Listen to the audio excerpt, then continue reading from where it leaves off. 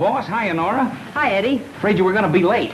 Well, how you betting on this legal battle? Think they'll put the old lady away? I'll quote the odds as soon as I look over the layout and ditch that heater.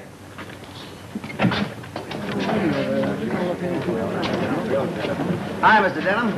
Oh, good morning, Mr. White. Hey, boss, how about me grabbing a couple of shots before things get started? Sure, go ahead. Who is he?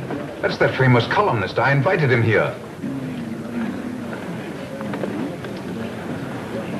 I still think you shouldn't attend this hearing.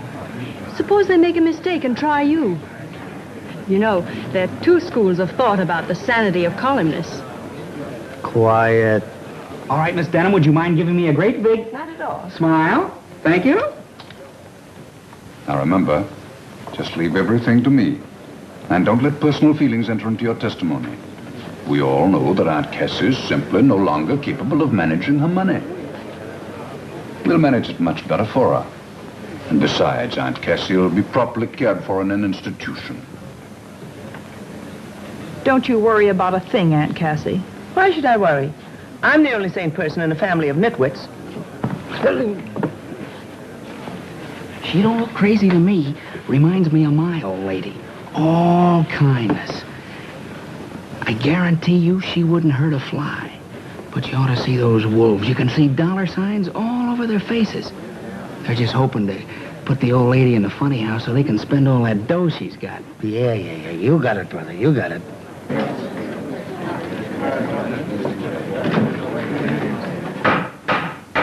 Hear ye. The Honorable the Supreme Court in and for the County of New York is now in session. Judge Moore presiding. We will proceed with the sanity hearing of Miss Cassandra Denham. This action is brought by Attorney Garson Denham, and in behalf of himself and other relatives of said Cassandra Denham, who allege that the defendant is incompetent and physically and mentally unfit to administer her real and personal property, and pray, therefore, that she be committed to a suitable institution provided by the state for those adjudged mentally incompetent. Mentally incompetent. You will proceed, Counselor Denham. Thank you, Your Honor.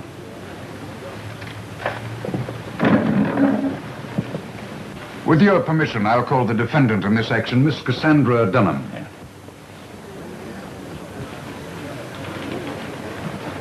Place your right hand in the Bible. Do you solemnly swear to tell the truth, the whole truth, and nothing but the truth? Why not? The truth never hurt anybody.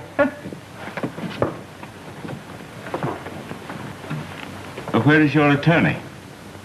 Why should I spend money on an attorney when my only opposition is my nitwit nephew? Touche. Hey, what does that mean? It means score one for the old lady. The court will be glad to appoint an attorney to represent you without charge, if you desire one. No, thank you. I can take care of myself. I must warn the spectators that this is no occasion for outbursts of hilarity. Go ahead, Counselor. Thank you, Your Honor. What is your name?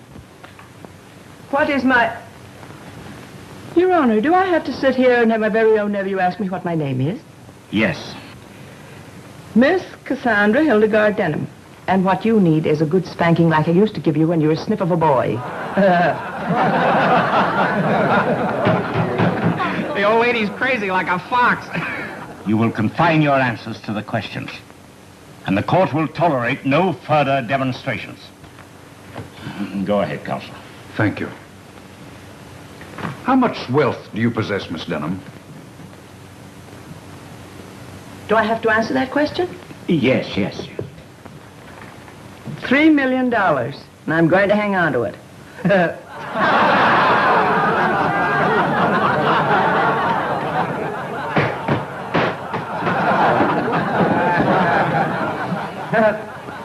Another one of those things, huh? Yeah, what?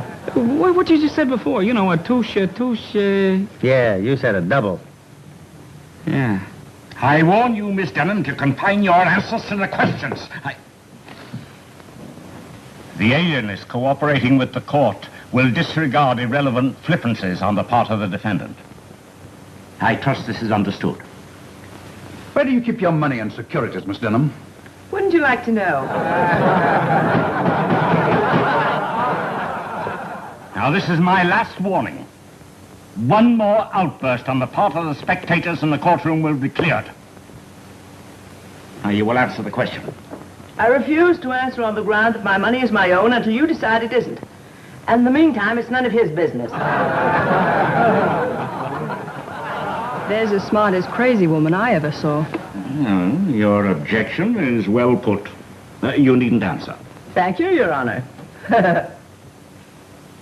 Miss Denham, would you say that you were eccentric? I live my own life, if that's what you mean.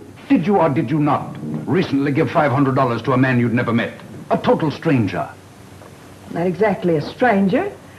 He was a farmer who lived up the road a piece from me.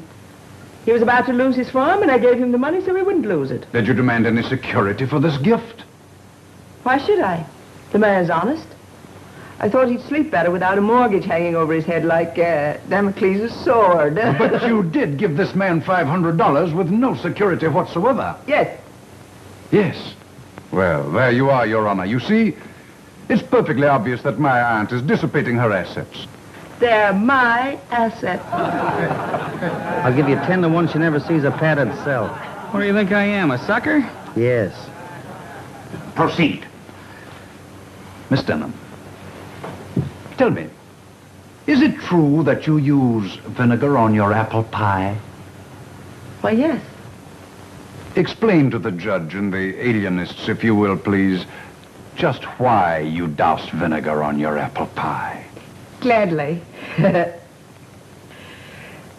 fat cook of mine makes them too sweet. She's done it for years. She wants to put weight on me.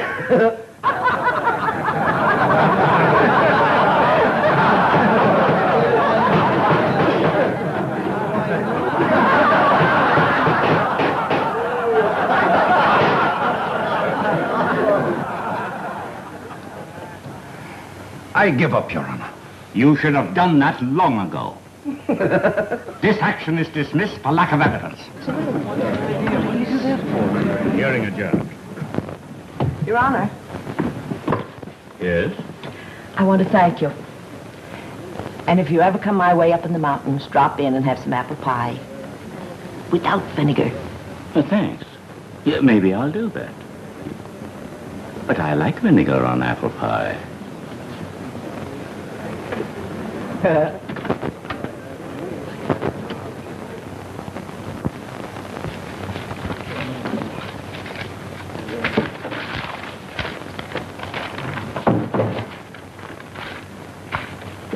If you'd stop throwing those things around and tell me what you're looking for, maybe I could help you find it. Well, Brian, one of these days I'm going to clear off this desk. You do, and you'll be out of business. What are you looking for? I'm trying to find that Hollywood item that Danny Dover sent about a week ago. For your information, it's down in the composing room, all set up in type. Oh, Brian, I don't know what I'd do without you. Neither do I.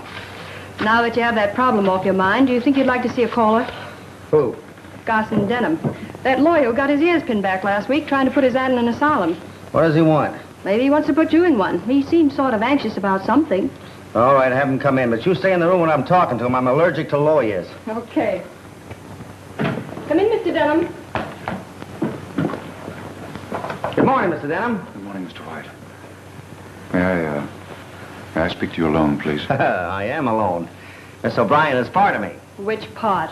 Quiet. Have a chair, Mr. Denham. Speak freely. Thank you. You look a bit worried. I am worried, Mr. White. This letter is definite proof that my Aunt Cassandra is mentally unbalanced. I don't get it. This is just a simple invitation for you to spend a week at her place in the mountains. Yes, but she sent the same invitation to all the Denhams. And you'll notice she insists that we all arrive Friday. Friday, promptly at midnight. Now, why should she want us all to arrive at Greylock promptly on the stroke of 12? Perhaps 12's her favorite number. I tell you, there's something sinister about this invitation. You'll notice she also says that any relative who fails to show up will be eliminated from her will. Yeah, I noticed that.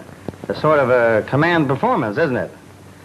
Oh, it ought to be a cozy little group. With all you Denhams gathered around the festive board with the old lady you try to put in the booby hatch.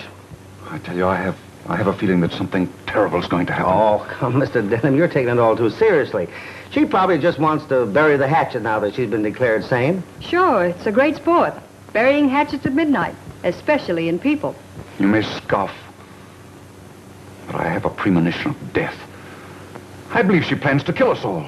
After which she'll probably confess and say, Sheriff, I did it with my little hatchet. Oh, stop it, O'Brien.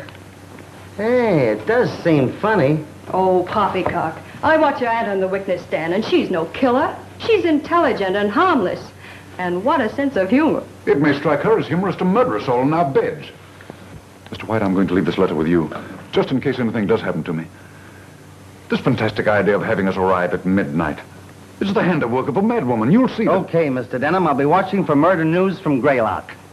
And if anything does happen, you'll see that she's brought to justice. Oh, sure. Thank you, Mr. White. Goodbye. Goodbye. Goodbye, Mr. Denham. See you in a shroud.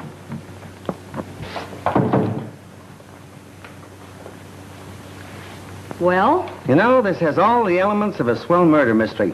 Greedy relatives try to toss wealthy aunt into the booby hatch so they get a hold of her money.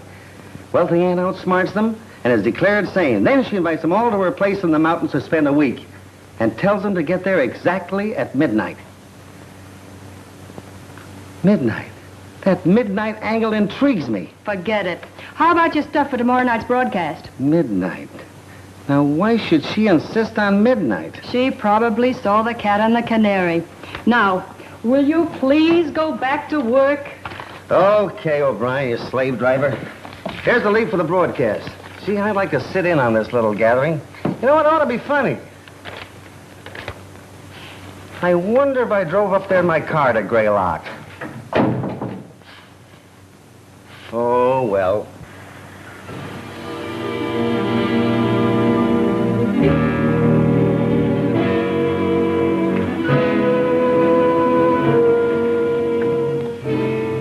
Well, here we are. Aunt Cassie can't say we aren't prompt. It's still only 10 minutes to 12. I don't care what time it is. We shouldn't be visiting a crazy woman. No, stop it, will you? Stop it.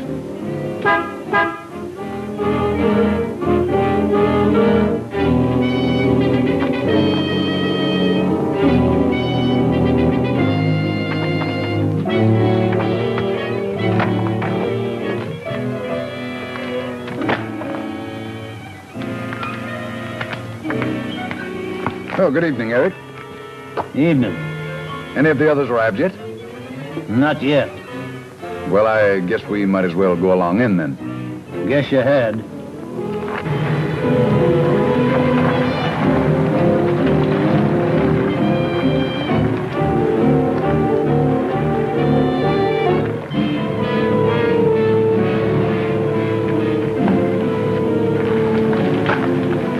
Morning, Eric.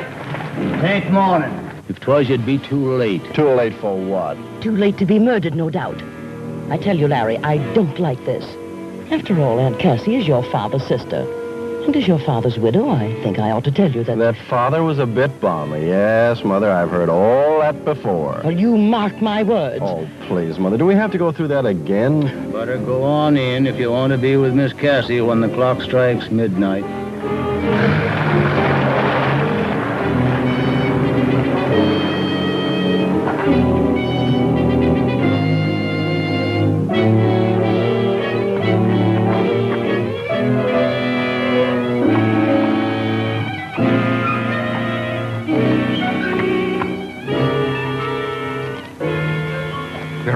here, aren't they? I watched them come from my garden. Yeah, they're all here. Fine. Fine.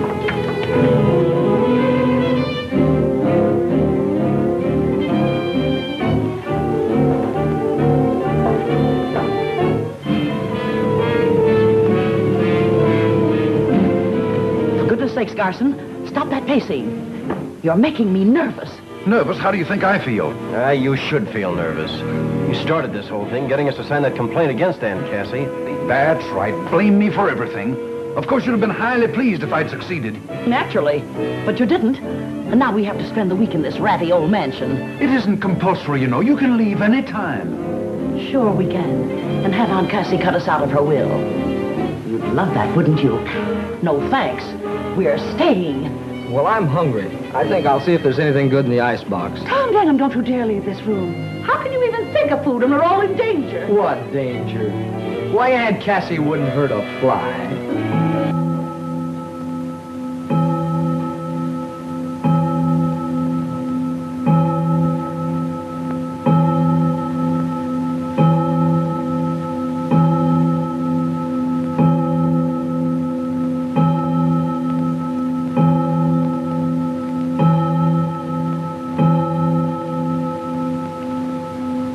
Welcome to Greylock, my precious relatives. Aunt Cassie and Cousin Mary.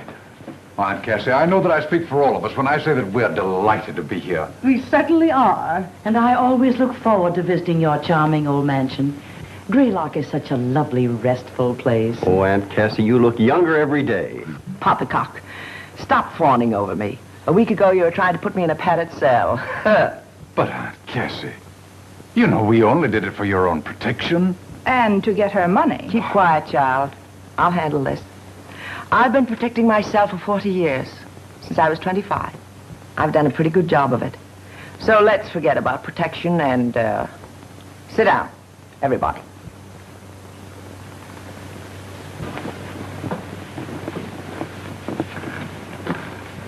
First, I want you to know I brought you here for a purpose. I want to study you all for a week. Just like a scientist studies rats and guinea pigs in his laboratory. After all, I'm 65. I can't live forever. Everyone must die someday. Oh, please, Aunt Cassie, don't talk about dying. Why, you're the picture of health. And, well, I want to say right now that I had nothing to do with the attempt to, well, send you away. It was all Cousin Garson's fault. He talked everybody into signing the petition. Silence. I don't care who started it. The fact remains that sooner or later I'll leave this vale of tears and laughter. And when I do, I leave $3 million. The bulk of it will go to the one I find most worthy. Which means, of course, I leave it to someone in this room. The worthiest of an unworthy lot. But I warn you, flattery will get you nowhere. So be yourselves. We'll retire now.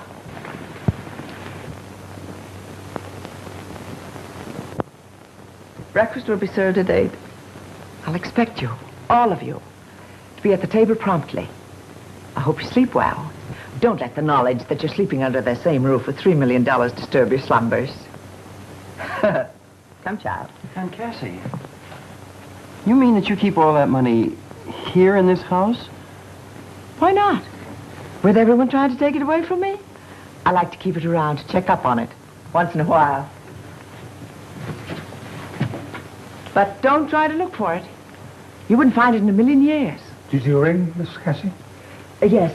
Have you placed the luggage in the right rooms? Everything is just as you ordered it. Good. Now we'll all have a splendid night's sleep. Come along. I'll distribute you.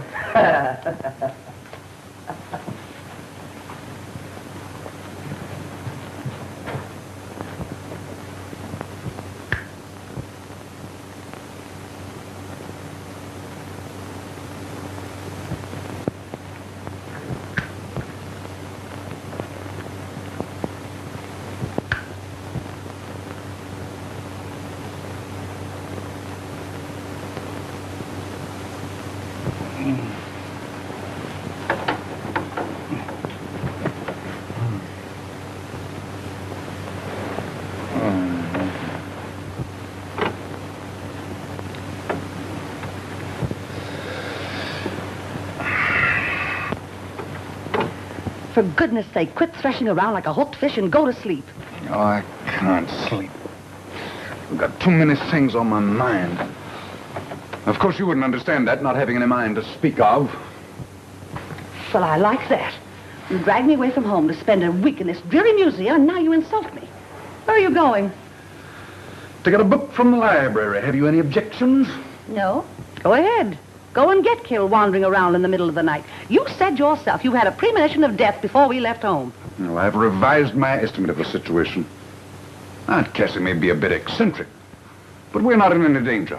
You go to sleep. I shan't be long.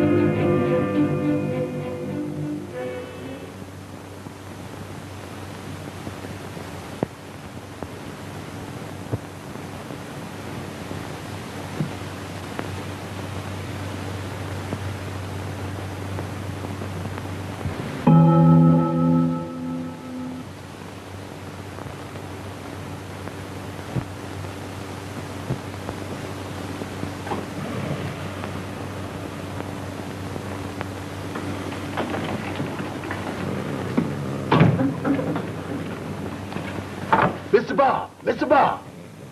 Mr. Bob! Ain't no use in digging in pulling on covers. You got a telephone to answer. Wake up now. You certain is asleep in this man? Oh, give me those covers. Your big trouble wants you on the telephone. Ain't no use arguing with Miss Nora. Oh, Brian. Oh. Boy, at 10 o'clock in the morning? She knows better than that. Tell her I never talk to anybody in my sleep. She said you'd jump right out of bed if I tell you Lawyer Denham have met her with some killing. What? Yes, indeed. And Mr. Denham's a corpse. Well, why did you say so? I kept trying to, sir. Well, pack me a bag. Hurry up. Sir. Yes, sir. Hooray, a murder.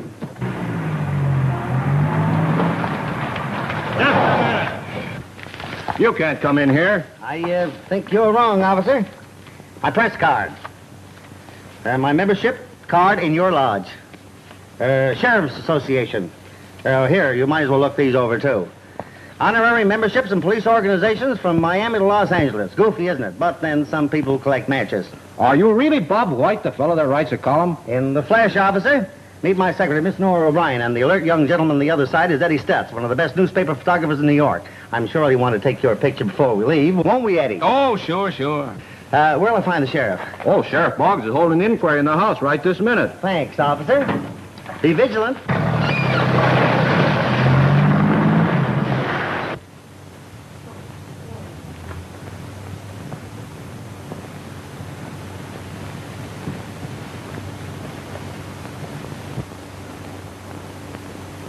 Somebody in this room killed Garson Denham with that knife, and I propose to find out who did it. Why don't you get on with it instead of walking up and down talking your head off? Murder cases take time. I've got to do a lot of deducting.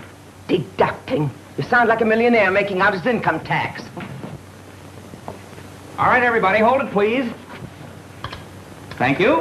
Who are you? I'm Bob White, New York Evening Register, with cameraman and secretary. Now, don't tell me who you are. Let me think. You're Sheriff Boggs, and you're conducting an inquiry into the death of Garson Denham. Hi, Sheriff. How is the inquiry progressing? Well, confidential, Mr. White. It ain't going so hot. Oh. They won't talk. Nobody knows nothing. Open and shut case, huh? Mostly shut. Shudder in the dickens, but I'll solve it. You may not know it, Mr. White, but I'm a regular reader of your column. Well, thanks, Sheriff. Make a note of that. I got another reader. Maybe when I do solve this dastardly crime, you can write one of them editorials about me, like you wrote about J. Edgar Hoover or Dr. Defoe. Well, I'd be glad to, Sheriff, but how about the crime? Got any clues? Only this knife. I found it sticking in the corpus delicti. Take a look at it. No, Sheriff. You take care of that. I'm allergic to knives. It dates way back to the time you learned to use a fork. Quiet. Well, Miss Denham, I see your family reunion got off to a nice little murder. Something's always interfering with my plans. If you mention me in your column, be sure and spell my name right. Oh, you read my column? Yes. Oh, thank you. I was scared to death they'd ask me that on the witness stand. If I'd admitted it, they'd have thought sure I was crazy. You know, Miss Denham, you and I are just going to get along fine. Just fine. I tell you, I got orders not to let anybody in here. Tell me I can't come calling Cassie Denham when she's in trouble. Get out of my way. Why, what are they doing to you, Cassandra? Are they accusing you of killing Garson Denham? If they are, I can tell them they're wrong. Any man who went snooping around like he did last night was bound to get his comeuppance. How do you know he was snooping? I saw him through the library window. What time was that? About 1 o'clock in the morning. Trowbridge Montrose, what were you doing looking through my library window at 1 o'clock in the morning? Probably looking for a book.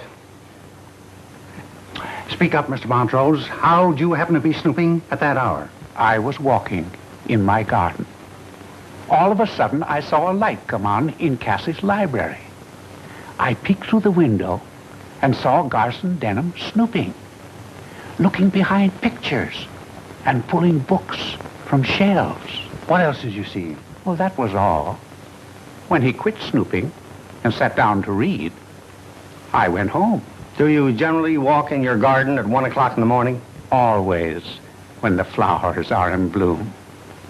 The scent of flowers at night is much sweeter than it is in the daytime.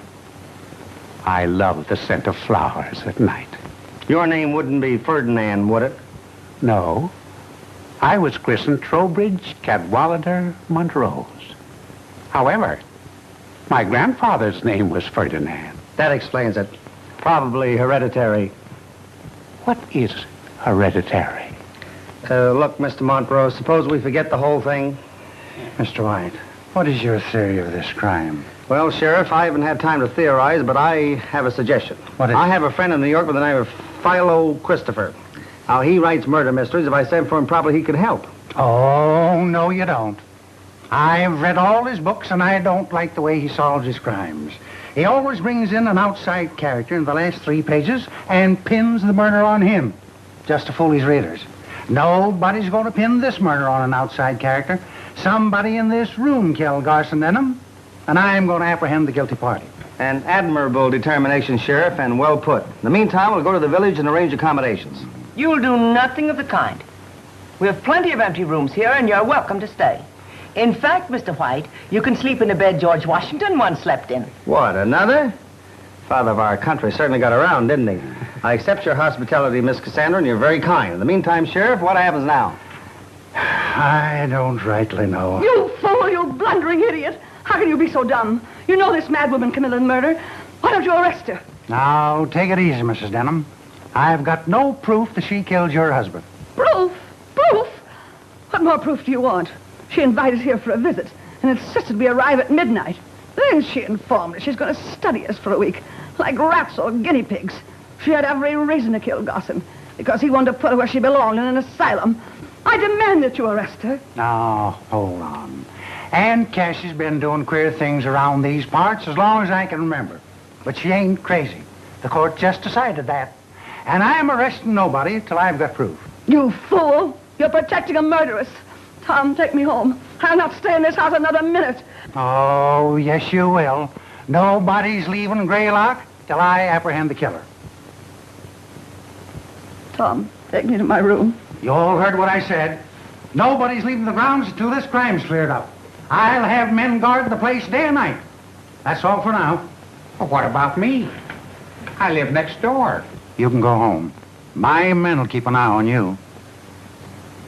Maybe after you get unpacked, you'd kind of like to talk this case over before the coroner gets here. Thanks, Sheriff. I'll be glad to. Seton, see that the press is made comfortable. Yes, ma'am. Come, Mary. I don't like this, Sherlock. I'm scared stiff. Chin up, Watson.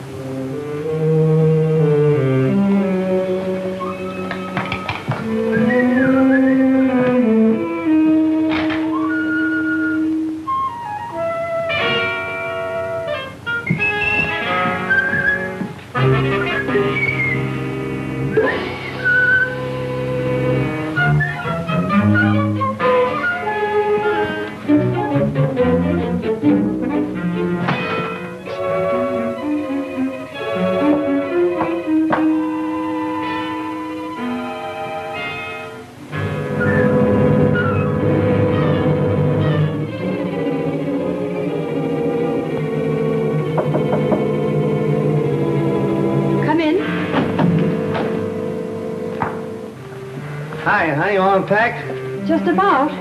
Charming old place, don't you think? Yes. Wonderful view from that window. Have a look. Yeah?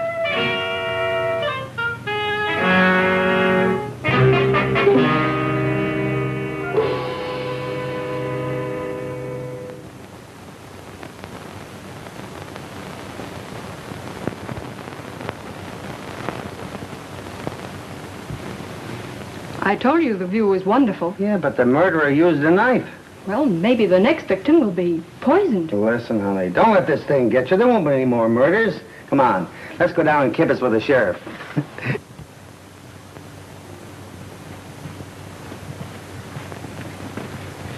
Hi, Sheriff. Any fingerprints? Nope, can't find any. Take a look. Oh, thanks. You see any? Come on, Sheriff. Give me a shot of you holding the knife. A little higher. Hold it. Thank you. Has the corpus delicti been removed yet? Nope, it's still in the library where the coroner left it. The undertaker's coming from the village. Do you mind if I take a look at it? No, come on. You better stay here. This is not for you. I'm a newspaper man. I can take it. Hey, wait a minute. That ain't Garson Denham.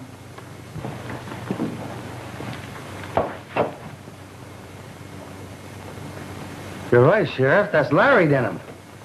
But he sure is a corpus delictus. Oh, look.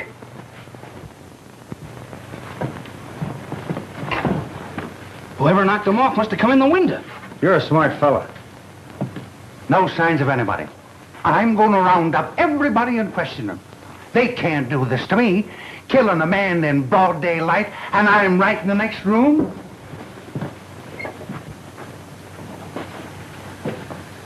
Well, here we go again, Miss Denham.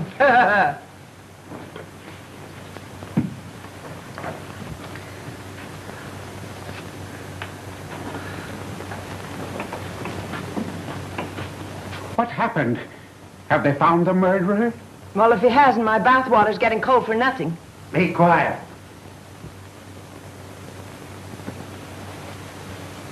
Where were you during the last half hour? I was transplanting a tree near the entrance gate. Deputy Judkins was with me. That's right, Sheriff. What about you? I was greasing the car in the garage. You look it.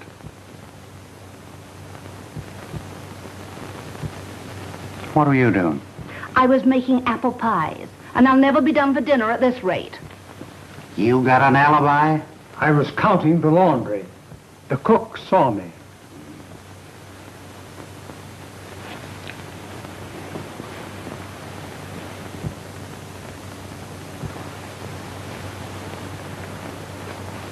What were you doing? I was spraying roses in my garden. That's what he was doing, Sheriff. I saw him mix the spray. So did I. Poison.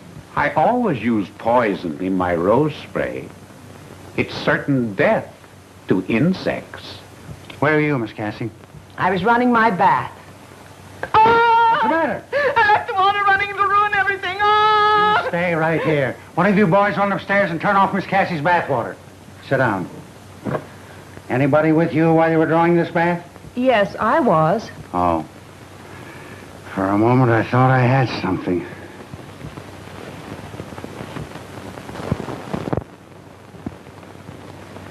And I was walking in the garden by the summer house. You didn't walk by the library by any chance, did you? Yes, I did. Why? Oh, just idle curiosity. Anybody see you taking this walk? I was watching him all the time, Sheriff. He never got out of my sight. Well, Sheriff, that's that. It sure is. How about you, Mrs. Denham? I was lying down, trying to rest.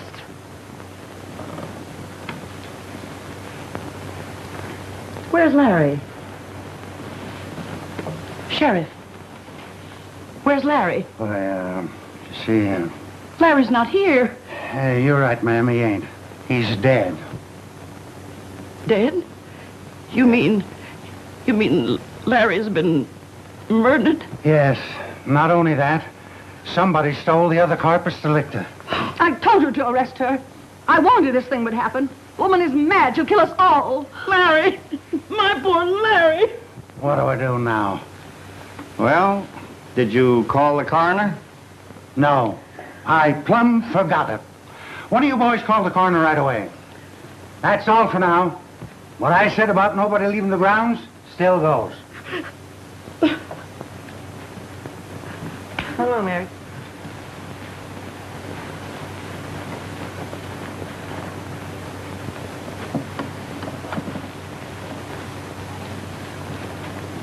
All right, boys, keep an eye outside. What do you folks make of this? They've all got alibis. I'm beginning to think maybe I did it. And if you did, you're holding out on your paper. You haven't phoned in your story yet. That's right, I haven't. Proving you're a columnist, not a reporter. Now look, mister. Let's get out of this funny house and go back to New York. They'll be dancing in 52nd Street tonight while we're playing tag with a knife thrower. You've got a fair start with your column with readers from New York to Shanghai, China. Why take a chance? Relax, beautiful. Nobody's going to harm me. I'm the handsome young juvenile in this story. He never gets hurt. Now, you be a good girl. Get the editor on the phone and give him enough stuff for a flash bullet. Tell him I'll send in a follow-up story in an hour. Okay. Swell.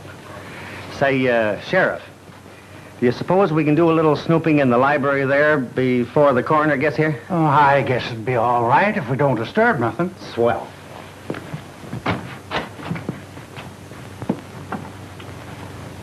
It's gone. There ain't no corpus delicti. Things are now beginning to conform to pattern. What are you talking about? There comes a time in every murder mystery when all of the corpus delicti are missing. It generally happens just past the middle of the picture.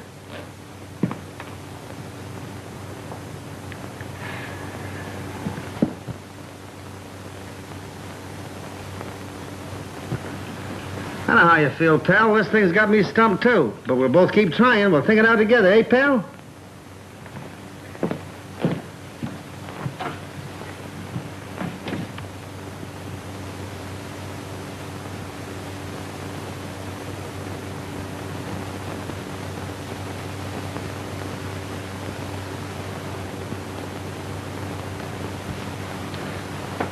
Yes, sir.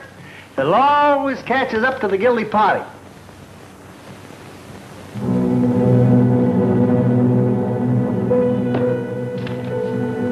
Leave Greylock at once or you will die.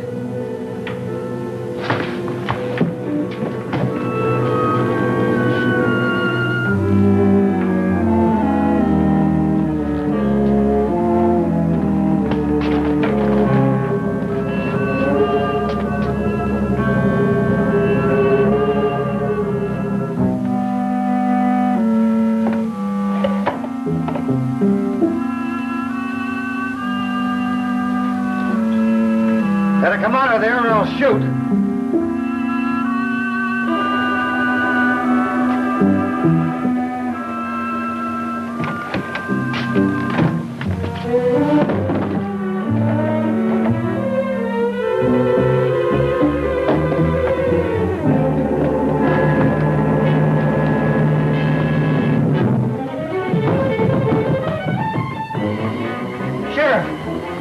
Your shirt. Never mind my shirt. I just found the bodies. Where? Fell out of a closet in my room. Lead the way.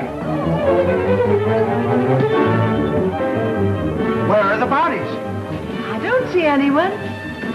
Why, they're gone. Are you sure you're not ill? You got a bottle you've been holding out on me. Why, I tell you, they were right there. I came out of that bathroom and the statue was gone. There was a note there saying, you leave Gray like I was or you die. I rushed to the door and it was locked. I looked at the key and I saw it was turned. So I knew there was somebody inside this room. So I went to the window there and it was locked. So I grabbed my pistol out of that drawer. Then what? And I pointed right at the door and I said, come out of there or I'll shoot. But they didn't come out. So I went over to the door like this. And I pulled it wide open. There they are again. Who's crazy now? Huh? Give me time, I'll find out who stole that statue and wrote that note, too. I don't care anything about statues or notes. Somebody call the coroner and undertaker. I've got the 2 corpus delictuses, and by golly, nobody's going to take them away from me. Sheriff, don't you think you ought to let my relatives go home? If the whole family is killed off, there'll be nobody to inherit my money. Sorry, Miss Cassie. Nobody leaves till I find the killer. Don't say I didn't warn you. I'll bet you a pretty penny there'll be more killings before this thing is over. Now, Mary. 10 o'clock and time for the last-minute news and flashes. Fernbrough, New York. Sheriff William Boggs, in charge of investigation of 2 murders which occurred during the past 24 hours at Greylock, the lovely mountain estate of Miss Cassandra Denham, issued a statement an hour ago predicting early apprehension of the killer. Several important clues have been unearthed, the sheriff declared.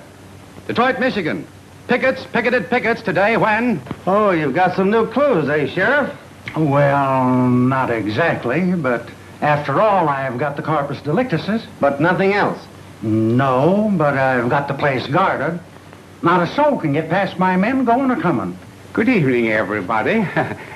I was taking my usual walk in the garden. I thought I'd drop in and see if there's anything that I could do. Did any of my men stop you on the way in? Why, no. I saw no one. Your deputy's a regular watchdog, Sheriff. There'll be bloodhounds when I get through dressing them down. Well, I think I'll get a little shut-eye, as you say in your column. Good night, everybody. Night. Good night, I'll Padden. accompany you to the stairs. All right.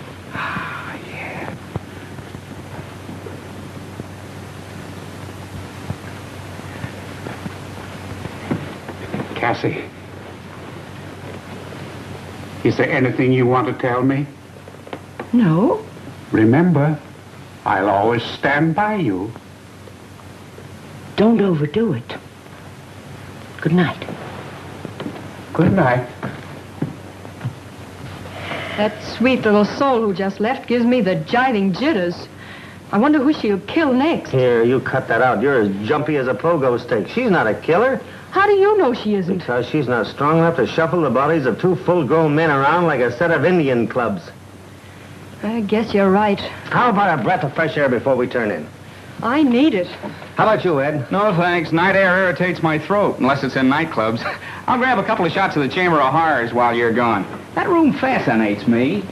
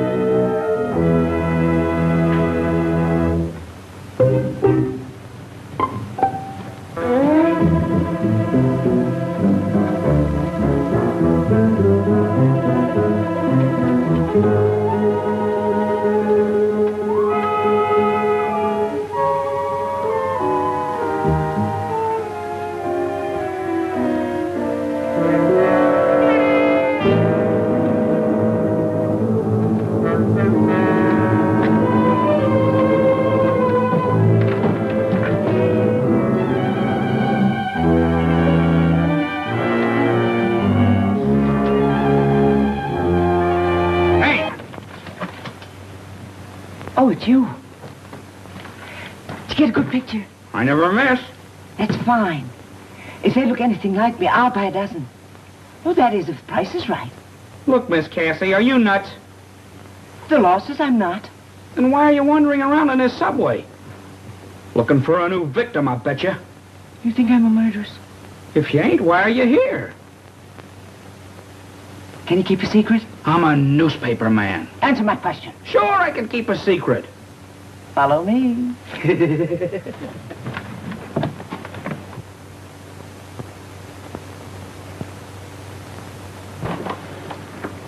Come on, come on.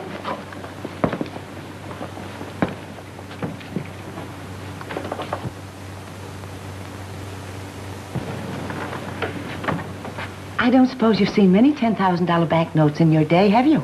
$10,000 banknotes? Look, Miss Cassie, I'm lucky to cast my peepers on a double sawbuck, meaning 20 potatoes, meaning dollars to you. Well, here are 200 of them.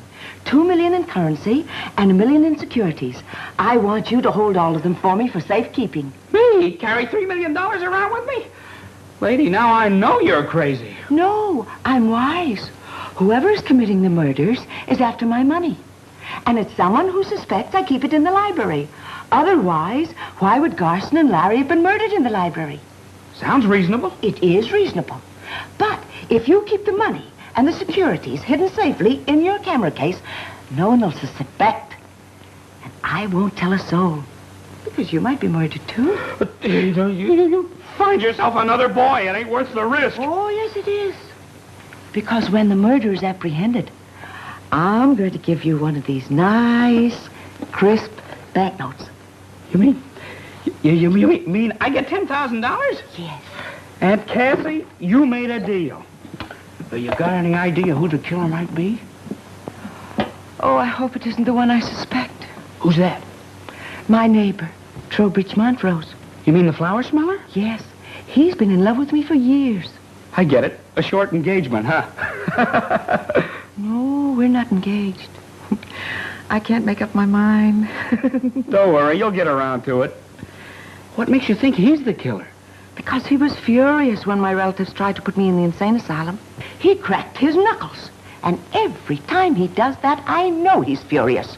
He wanted to give them a dose of his rose spray. You mean the poison that he kills the bugs with? Yes. Oh, I do hope the next murder is by poison. My mind will be relieved. Next murder? Oh, yes. There'll be other murders. Goodbye. Oh, boy, this thing's got me stymied. Let's sit down. Okay. It's a cinch it's not Aunt Cassie. She couldn't lug bodies around. Neither could Martha Denham, nor Garson Denham's widow, or that niece that lives with the old lady. Then it must be a man. How about Tom? Oh, Tom. He doesn't strike me as a boy who'd kill his father and cousin. Somebody's coming. Huh? Good evening. Oh, hello. Good evening. Not very sociable, are they? Well, what did you expect them to do? Sit in your lap? Oh, stop snapping at me, O'Brien. Sorry. You were eliminating suspects. Well, the butler's out. He's an old family retainer. So's Katie the cook. Fat people seldom commit murder. But cooks do use knives. Oh, not knives. Antique knives, 200 years old. Well, there's still the chauffeur and the gardener. And Mr. Trowbridge Montrose. Oh, Montrose. Monty wouldn't hurt a fly. I don't know about that. When he talked about spraying bugs, he had an unholy look in his eyes. Now, let's take the gardener. You take him. All he wants is to be left alone. Well, there's still the chauffeur. He's out, too. He was asleep over the garage when Garson Denham was killed and under a car when Larry got it. Well, then who is the murderer? I don't know. Maybe it's the little man that turns out the lights in electric ice boxes. Very funny. All on account of Aunt Cassie's money. If only she'd distribute it where it would do some good, there wouldn't have been any murders. Why, Tommy, you sound like you begrudge Aunt Cassie her money. I do.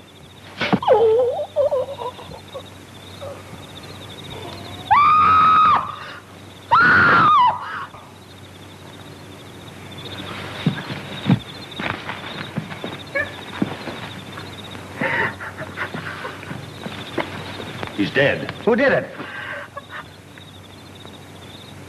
I don't know. We were sitting here talking when all of a sudden he groaned and then I heard someone run away. Come on, boys, let's have a look around. We'd better go in the house.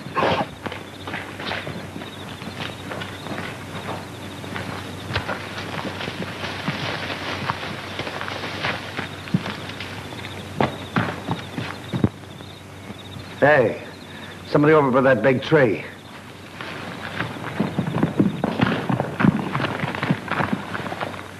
Nobody here.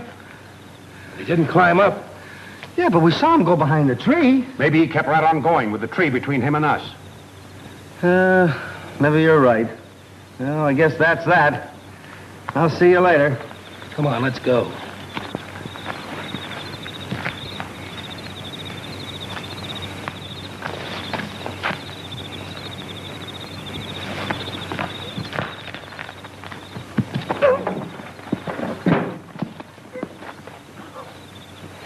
Oh, it's you. Well, who'd you think it was? Hey, suppose you tell me what you're doing sneaking around this time of night. I'm not sneaking around this time of night. I'm taking that can of oil to Michael in the garage. Oh, yeah? Well, come on. Let's see what Michael knows about this. Come on. Anybody here? Yeah. You want something? You send this fellow for a can of oil? Sure I did. What about it? Well, for your information, there's been another murder. Someone just killed Tommy Denham. Young Tommy? That's why I tackled you in the garden. Wouldn't you know it? Well, I guess we might as well start for the house. The sheriff will want to question everybody again. You know, if these murders don't stop, I'm never going to get that car greased. Oh, that's going to be tough.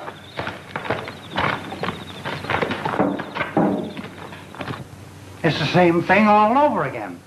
Everybody was everywhere else except where the murder was committed. Somebody's lying. Somebody in this room murdered 3 men. How long are you going to go on being a fool? You know she's the guilty one. I almost wish you were right. I confess and get it over with. It's all because of my money. If I thought I could expose the murderer, I'd destroy Greylock and all my wealth this minute. Cassie, what are you saying? I mean it. Sheriff, I wonder if I could have a word with Miss Cassie alone. Sure, go on. Thanks, Sheriff. Miss Cassie, would you mind stepping into the library for just a moment? Not at all.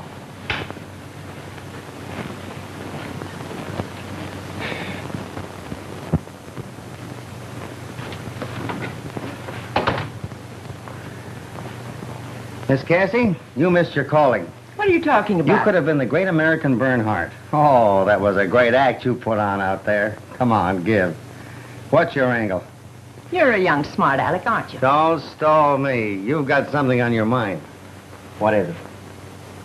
Well, to tell you the truth, I've been toying with a surefire plan to trap the murderer. How?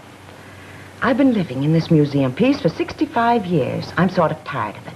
Its sliding panels and hidden passages give me the horrors. Sliding panels, hidden passages. The place is honeycombed with them. The old shack was a headquarters for the colonial spies during the Revolutionary War and a station for an underground railroad during the Civil War. I tell you, Mr. White, every time you touch a wall in this place, it's liable to jump at you. Underground. Yeah. Then maybe the murderer is hiding in one of those secret passages now. He might be. But if he isn't, my plan is still good. I'm going to set fire to Greylock. You're going to do what? I'm going to burn the old shack down. You see, whoever the killer is, he or she is after my money. Until today, I had $3 million in cash and securities hidden in this house. Today, I removed it. Your photographer has it hidden in his camera case. You mean to say Eddie's got $3 million carrying around with him in a camera case? Yes. But if your money is safe, Miss Cassie, why burn the place down? Because the murderer will give himself away if he thinks the money is going up in smoke.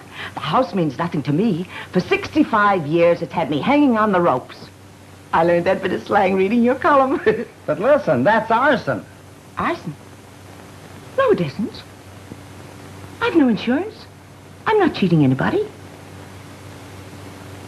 I'm just lighting a bonfire to take a great load off my shoulders. Oh, but it seems such a shame to destroy such a lovely old place. Oh, patient Tosh. If I don't burn it down, we'll all find ourselves in the cemetery. Besides, the upkeep of the old shack is terrific. What do you say? Will you help me?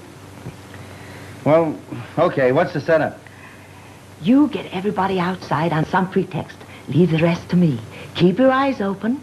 And the first one who makes a break for the house is the murderer. So long, Mr. White. Hey, what do you mean, so long? Keep your eyes open. I certainly would. So long, Mr. White.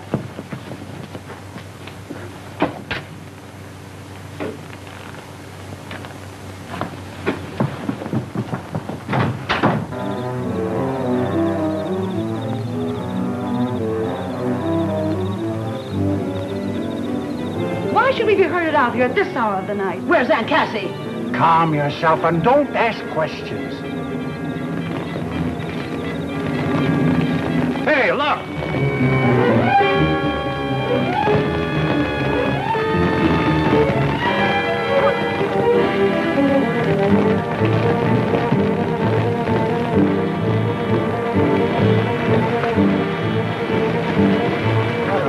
What happened? What does this mean? Don't get excited. I set it on fire. Told her she was crazy. What are you doing, Cassie? Don't you worry about it.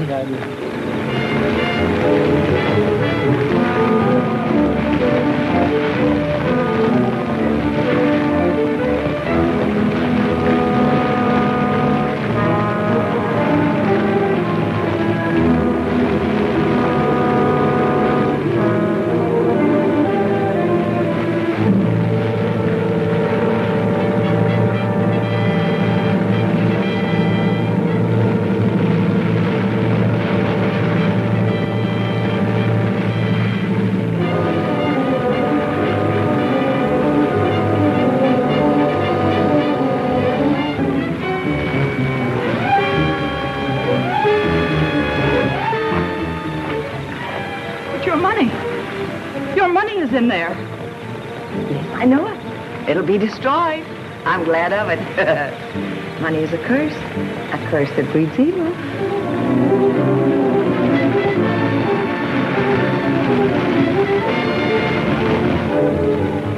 Your eyes open for the break. You can't destroy it. It's mine. Mine, I tell you. I lived with you, put up with your strictness, pretended to love you, knowing that one day it would be mine. Oh, I hated you. Yet I pretended to love you, knowing that someday you would die and your money would be mine. Then when the other stepped in, I killed. Yes, Michael and I murdered so that one day it would all be mine. I would be your only heir. Tie her loose. Don't shoot! My husband! Your husband? What are you talking about? We've been married over a year. Oh, killing. Don't, please don't. Take her to the village. Come on.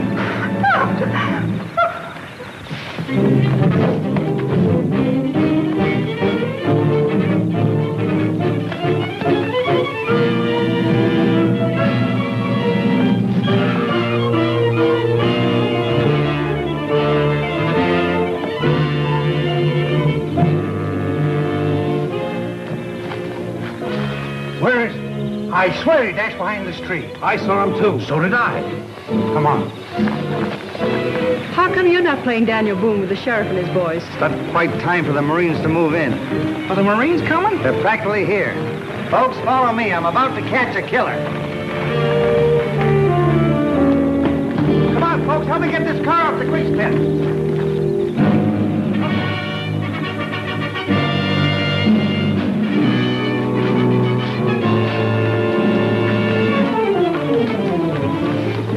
Stand back, folks. I'm liable to have to do a little shooting. What is this? Quiet. Here he comes now.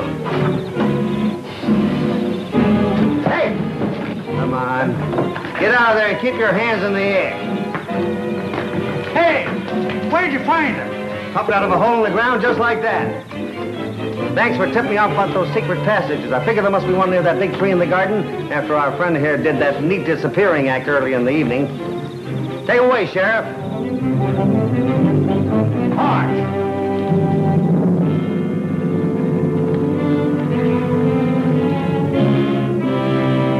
Trowbridge, will you marry me? Cassie, do you mean it? Of course I do. I've got to live somewhere now that Greylock's no more. Maybe we can wake up Judge Hoskins and get hitched tonight. Darling. Love is in the air. Come on. Here's your money, Miss Cassie. And if it's all the same to you, I'll have my 10 G's at this moment. There you are. You've earned it. Oh, boy, oh, boy, oh. Hey. Hey, this is Confederate money. It ain't worth a penny. I guess I'll forget to tell you all.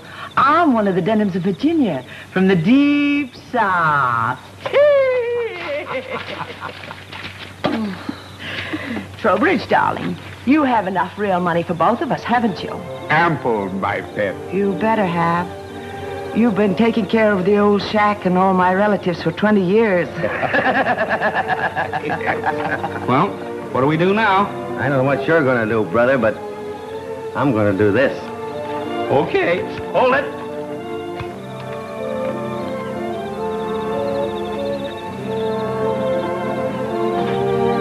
The Hayes office ain't gonna like that long kiss.